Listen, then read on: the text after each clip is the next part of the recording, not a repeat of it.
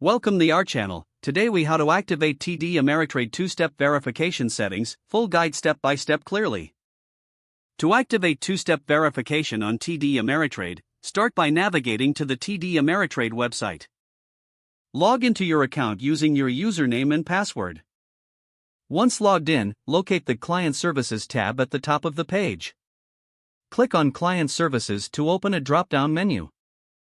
From the drop-down, select Security. You will now see several security options listed on the page. Look for the section labeled Two-Factor Authentication. Click on the Enroll button next to Two-Factor Authentication. You will be prompted to verify your identity, so follow the on-screen instructions. After verification, select your preferred method of receiving the authentication code. TD Ameritrade typically offers options such as text message or authentication app. If you choose text message, enter your mobile phone number. If you select an authentication app, you may need to scan a QR code with your app. Once you've made your selection, click Continue. You will receive a verification code via your chosen method. Enter the verification code in the designated field. After entering the code, click Verify. You should see a confirmation message indicating that two-step verification is now enabled. To further secure your account, review your security settings regularly.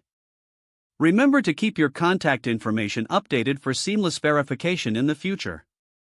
If the page does not load, refresh the browser or try again in a private or incognito window.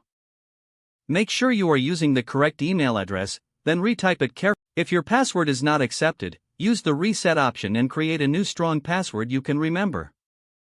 Check your spam folder for verification or security emails, then complete any requested confirmation steps.